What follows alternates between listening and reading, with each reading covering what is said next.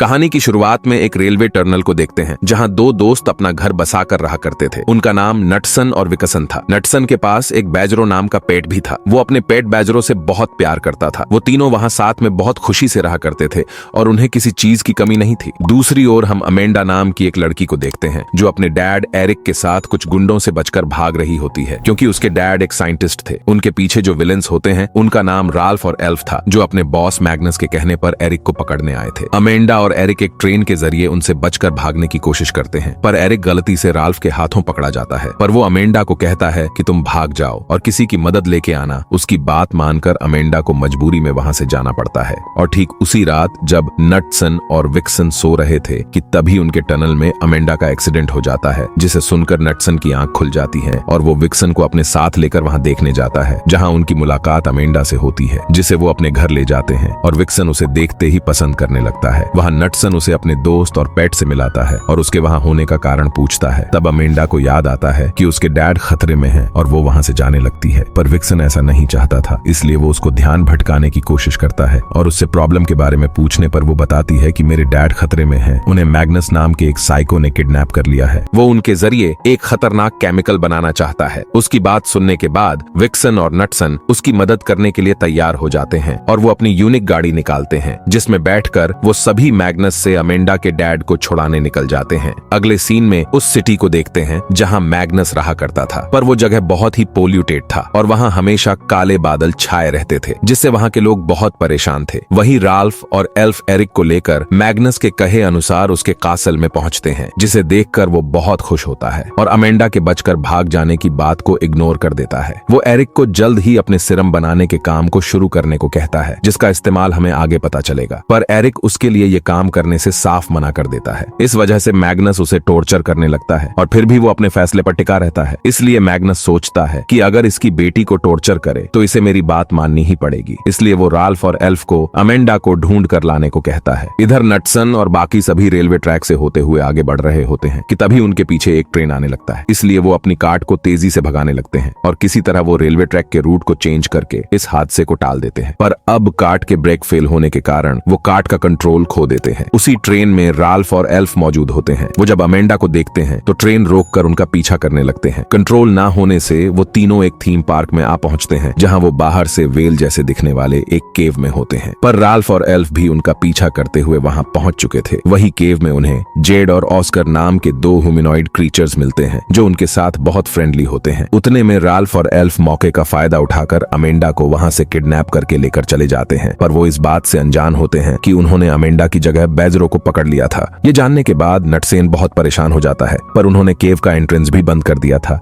जिस वजह से वो सभी वही ट्रैप हो जाते हैं। वहां नटसन को बैजरो के लिए रोता देकर ऑस्कर उसे अपने साथ ले जाता है और नटसन और विकसन साथ में एंजॉय करने लगते हैं। पर अमेंडा अपने डैड के लिए बहुत परेशान थी, इसलिए वो जल्द से जल्द इस जगह से निकलना चाहती थी। तभी उसे वहां से निकलने का एक रास्ता नजर आता है। ये जानने के बाद वो अकेले ही मैग्नस के कासल की ओर निकल जाती है। इधर राल्फ और एल्फ मैग्नस के पास पहुंचते हैं, पर जैसे ही वो बैजरो को अनलीश करते हैं, वो मैग्नस और बाकी सभी पर अटैक कर देता है। इसलिए उससे परेशान होकर वो उसे वहां से फ्लश कर देते हैं। दूसरी ओर नटसन और विकसन को जब पता चलता है कि अमेंडा यहाँ से जा चुकी है, तो वो भी किसी तरह वहां से बाहर निकल आते हैं और अमेंडा के पास पहुंच जाते हैं। पर अमेंडा उनसे और मदद नहीं चाहती थी, क्योंकि वो मानती थी कि वो जहां भी जाती हैं वहां कुछ ना कुछ गड़बड़ हो ही जाता है। पर फिर भी नटसन और विकसन उसे फॉलो करने लगते हैं। दूसरी ओर हम मैग्नस के कासल के नीचे मौजूद एक सीवर को देखते हैं, जहां दो चूहे अल्फ्रेड और एमिली मछली पकड़ने की कोशिश कर रहे थे। तभी फ्लश होकर बैजरो वहां आ जाता है। वो इस बात से अनजान उसे लेकर अपने घर पहुंचते हैं। उन्हें लगता है कि इसमें जरूर कुछ कीमती चीज हो सकता है, पर जब वो उसमें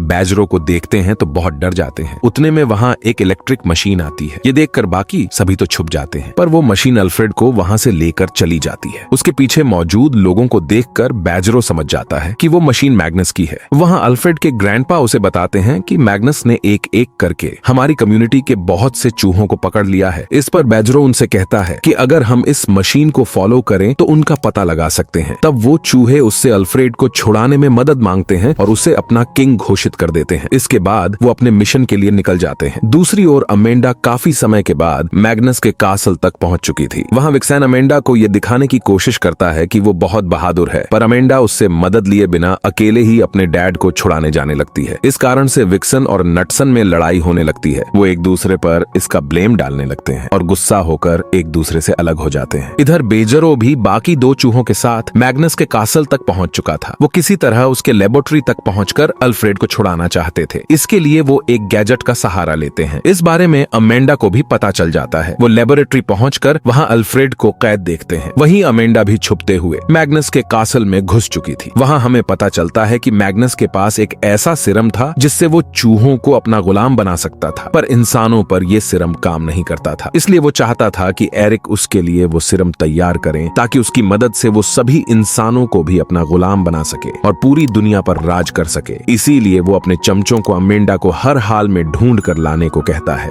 उसी दौरान मौके का फायदा उठाकर अमेंडा अपने डैड के पास पहुंच जाती है और उन्हें वहां से रेस्क्यू करके वो दोनों वहां से बच निकलते हैं। इधर विक्सन अमेंडा के लिए मैग्नस के कासल में जाना चाहता था, पर अंदर जाने के लिए उसे पैसों की जरूरत थी जो उसके पास बिल्कुल भी नहीं थे। इस वजह से वो कुछ कर नहीं सकता था। इधर अपने दोस्त से अलग होने के बाद नटसन उसे बहुत मिस करने लगता है। साथ ही विक्सन भी अकेले दुखी होता है। तभी वो अमेंडा को अपने डैड के साथ कासल से बाहर निकलते देखता है, पर इससे पहले कि वो वहां से भाग पाते राल्फ और एल्फ वहां आ जाते हैं, जो विकसन को वहीं छोड़कर अमेंडा और एरिक को वापस पकड़ ले जाते हैं। खुद को अकेला पाकर विकसन वापस अपने दोस्त के पास जाता है, जहां वो उसके पश्चाताप को देखकर उसे माफ कर देता है और दोनों दोस्त वापस मिल जाते हैं। इसके बाद विक्सन नटसन को बताता है कि अमेंडा मैग्नस के कब्जे में है, पर बिना पैसों के हम उसके कासल में नहीं पहुंच सकते हैं। ये सुनने के बाद नटसन और विक्सन साथ मिलकर पैसों का बंदोबस्त करने निकल जाते हैं। सिटी में पहुंचने पर वहां वो जेड और ऑन्स्कर को देखते हैं, जो पैसों के लिए लोगों को एंटरटेन कर रहे थे। ये देखकर नटसन और विकसन सोचते हैं कि अगर वो भी ऐसा करे तो उनके पैसों का बंदोबस्त हो जाएगा। इसके बाद नटसन माइक लेकर पूरे क्राउड के सामने परफॉर्म करना शुरू कर देता है।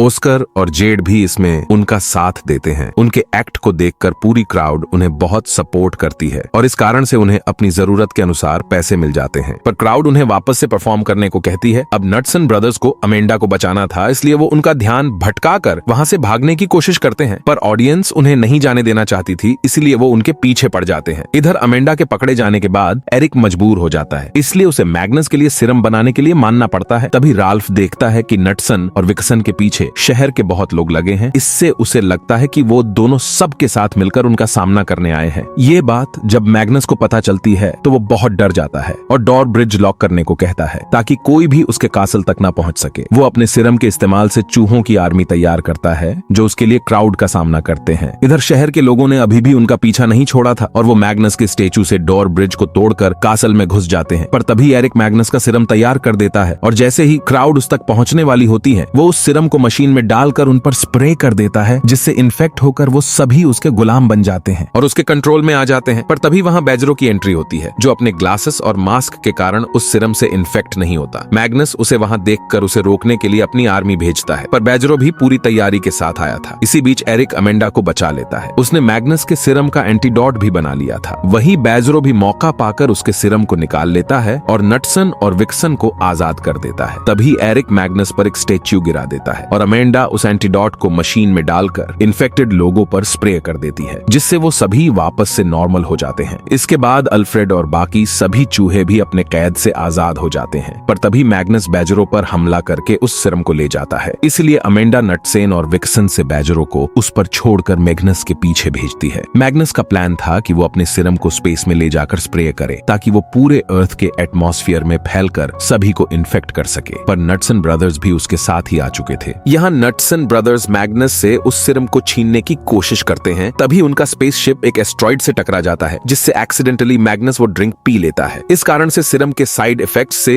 वो पॉटी में ट्रांसफर हो जाता है। अब तक मैग्नस को तो सबक मिल चुकी थी, पर स्पेसशिप स्पेस में फ्लोट करते हुए अर्थ से दूर जाने लगता है। इधर एरिक के कारण शहर से काले बादल का साया हट चुका था, जिससे वहाँ सभी बहुत खुश थे। उतने में वहाँ नटसन ब्रदर आकर लैंड करते हैं। यहाँ नटसन बेजरो से और विक्सन अमेंडा से मिलकर बहुत खुश होता है। फाइनली अब मैग्नस के आतंक का भी अंत हो चुका था और इसी के साथ ये मूवी यही एंड हो जाती है। आज के लिए इतना ही। अगर मूवी पसंद आई हो तो हमारे चैनल को सब्सक्राइब जरूर करें।